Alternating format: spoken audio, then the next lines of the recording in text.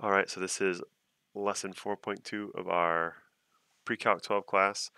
Unit 4 is called Polynomials. Lesson 2 is called Characteristics of Polynomial Functions. In this lesson, we're going to talk about what does the graph of a polynomial function look like, and what are some words we can use to describe polynomial functions. Okay, so just some examples here. When y equals a constant, no matter what that constant is, our graph is just a flat line at whatever value our constant is. All right. As y equals x, we have a linear line. Thinking of our polynomial words from last lesson, we have a polynomial of degree 1. A polynomial of degree 1 you could call a linear line. We can flip this thing by making it negative x, which is fun. With the polynomial of degree 2, we get a parabola. It's also called a quadratic equation. And I can make it negative or positive. I think I have a set to be a negative number. So let me set a to be a positive number here. Boom, there we go. So now that's a positive coefficient on our degree 2 polynomial. Negative coefficient flips it down over the x-axis. Our degree 3 polynomial looks like this. If we zoom out, it's kind of like a line, except that as we get to the center of this cubic function, our line is a little dance, just as a little dance, and then it keeps going.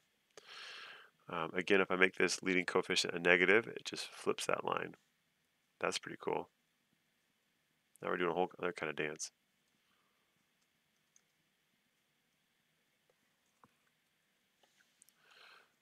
Okay. Polynomial of degree 4 looks like this. And I like to call this the Arby's polynomial, because if you do it just right, you can make it look like an Arby's hat. If you don't know what Arby's is, it's a restaurant in the States, or a fast food joint in the States. And the logo for the restaurant is kind of like a cowboy hat. So that's fun. Notice that if our leading coefficient is a negative, it flips it over the x-axis. Okay, and our degree 5. Our degree 5 looks a lot like degree 3, which also looks like a line, but it just is a little dance at some center point. And we can make some pretty cool dances. Degree 5s know how to dance better than degree 3s do. Look at that. Let's just press play on these suckers. This is so much fun. Let's just do this for a while. Call it a lesson. Look at that polynomial dance. Good stuff. Good stuff. All right. So the some takeaways here. Basic polynomial functions, how they look. Notice we have the odd degree polynomials. So degree of 1, 3, and 5. They all start low and end high. Start low and high, start low and high. The even degreed polynomials, power of 2 and power of 4, they all start high and end high. And so you could test that pattern with and go Desmos and try higher powers of, or higher degrees for our polynomials, power of 6, power of 7, power of 8. You'll see this pattern holds. And then again, if I make these negatives, the leading coefficient is negative, it just flips each of these over their x-axis. So an odd polynomial with a negative leading coefficient would start high and end low because of flipping this thing over the x-axis.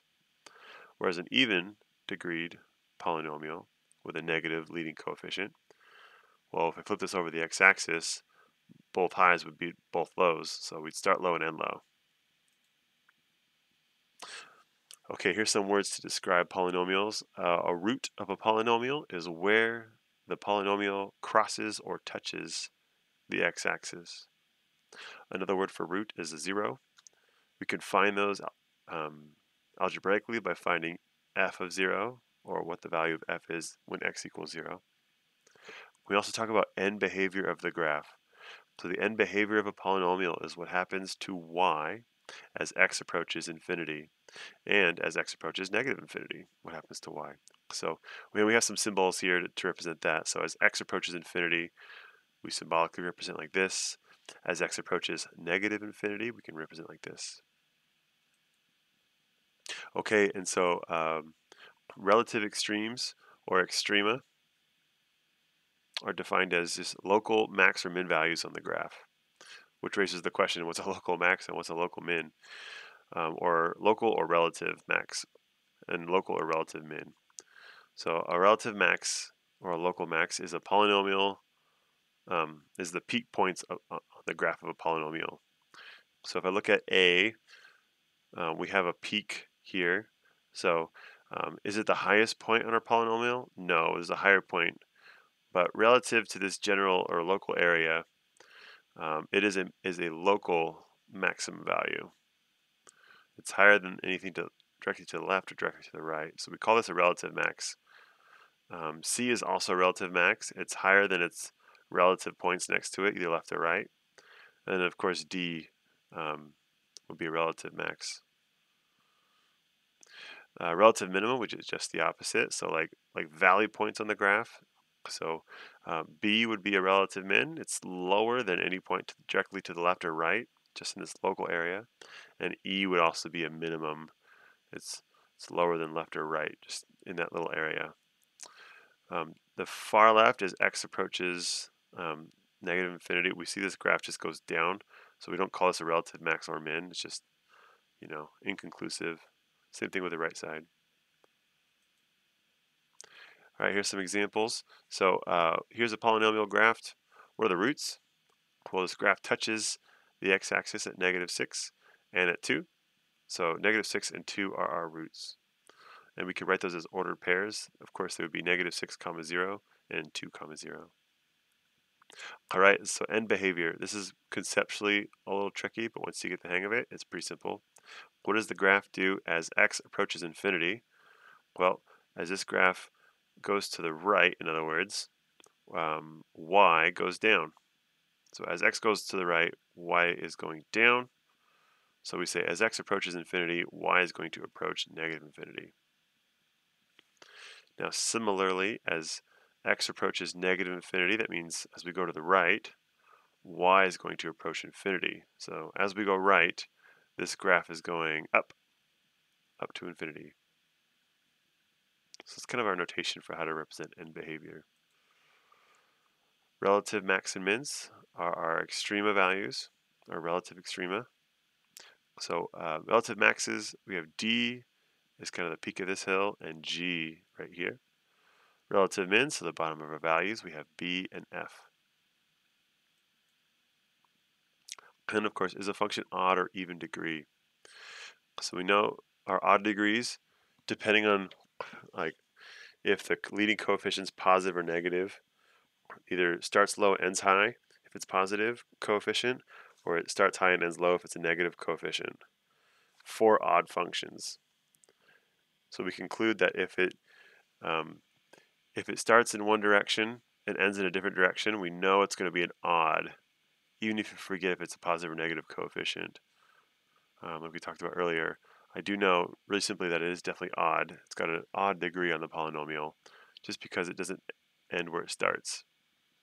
Whereas this one, it ends where it starts. So regardless of whether it's positive or negative coefficient, I do know this is an even degree polynomial. And of course this one ends not where it starts, so this is also odd.